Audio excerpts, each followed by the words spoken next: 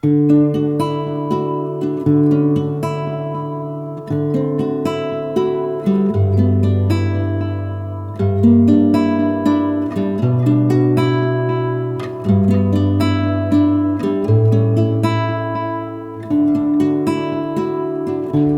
remarkable to get to wake up and just be in this holy land, to get to come to this place where Jesus was. And we get to be here today and go around to some incredible places. We're going to be going from the beginning to the end in some ways. We're going to be in Bethlehem, where Jesus was born, all the way until some of the final moments before he died.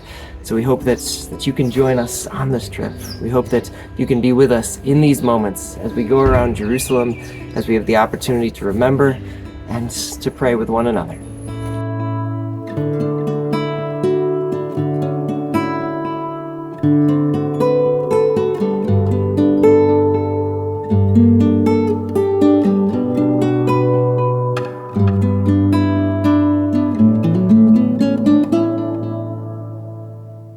We began our day with a ride over to Bethlehem, the ancient town we know and love from our Christmas story.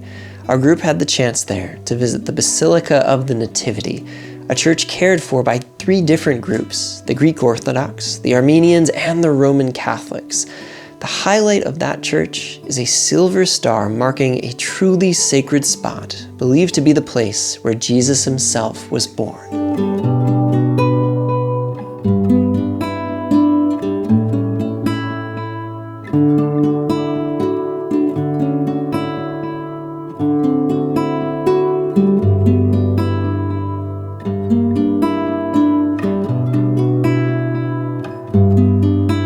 We also had the chance to visit St. Jerome's Cave, which is traditionally recognized as the location where this great scholar spent decades translating the Bible. Then, after those wonderful stops, we were able to celebrate Christmas Mass in Bethlehem at the Church of St. Catherine.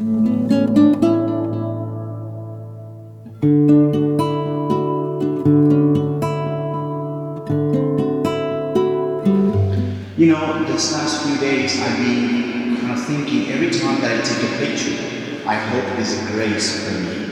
When I go back home, right, and I look back at these pictures, that my heart, I pray that my heart will be so moved the same way that it's been moved, when I experienced, when I took the picture.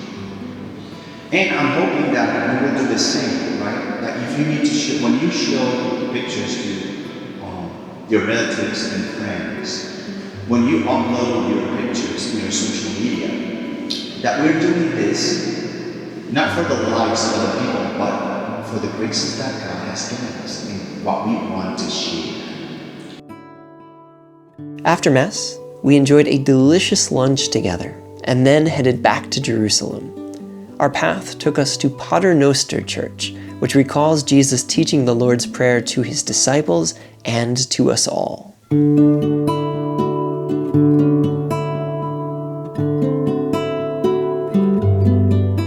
Let us pray as Jesus himself has taught us. Our Father, who art in heaven, hallowed be thy name. Thy kingdom come, thy will be done, on earth as it is in heaven. Give us this day our daily bread, and forgive us our trespasses, as we forgive those who trespass against us. And lead us not into temptation, but deliver us from evil. Amen.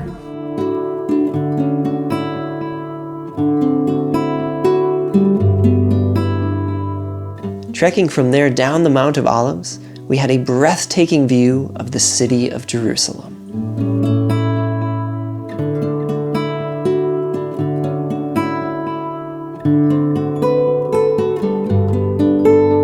So we're here looking out upon the city. We're at the Mount of Olives. What's it like being here?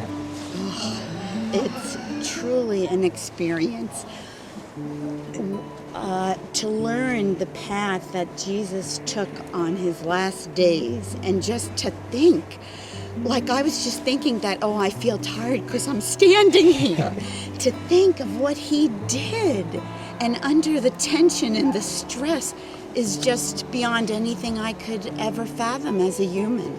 Just the idea that we're walking in some of the same places, seeing some of the places, it is just an amazing spiritual experience, historical experience, and a spiritual in the sense also that we're with people who have such faith, and that we're all sort of in this together, and all just taking in everything that we can every day that we're here. As beautiful as that view was, however, we were reminded of the sorrow expressed by Jesus at Dominus Flevit, a church built to remember how Jesus wept as he foresaw the destruction of the city. Making our way down the mount, we reached the Garden of Gethsemane, which to this day still includes olive trees thousands of years old that would have been alive and present in the time of Jesus. We were blessed to go inside the Church of all nations. It was a solemn and holy experience, praying in this church built around the rock that's traditionally thought to have been where Christ prayed all night in agony before he was arrested.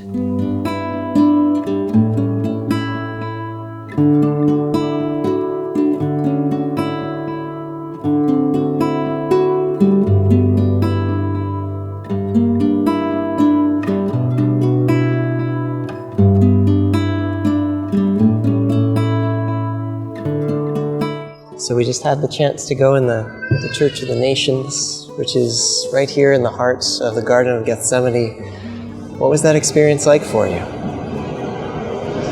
Seeing the rock where Jesus prayed his agony, sorrow, and gratefulness for saving us, but mostly sorrow that he had to go through that. It's a powerful place, and one that does bring so much sorrow, but also I think it's just a reminder of his incredible, incredible love, that he was willing to do that for us. Yes. Your heart just is so overflowing with gratitude and sorrow at the same time that he had to go through that. Finally, we had two quick stops. The Church of the Assumption, which is one place believed to be where our Blessed Mother was assumed into heaven, and the Cave of Gethsemane, which showed the kind of spot Jesus and his disciples could have used when around the Mount of Olives. So we come to the end of another day. We had the chance to be all around Jerusalem and Bethlehem, lots of really beautiful, fantastic places, and I want to reflect just a little bit for a second on what Bishop Betancourt said earlier today. It was in his homily at Mass that you got to hear, and he talked about the pictures we're taking, and for us, the videos that we've been sharing, and it's a grace for us to get to be here and to film these things. But we're hoping too that it's been a grace for you to get to experience this along with us. That's the whole point of this, to get to be filled with the Holy Spirit, filled with God's grace, and hopefully share that grace with you as well. So thank you so much for joining us in these days. Thank you for the prayers you've been offering. Thank you for offering your prayer intentions back to us to pray for. It's been such a blessed experience, and will be for these next couple days while we're here. We hope that you'll continue to join us, you'll continue to pray, and we'll continue to experience this grace together.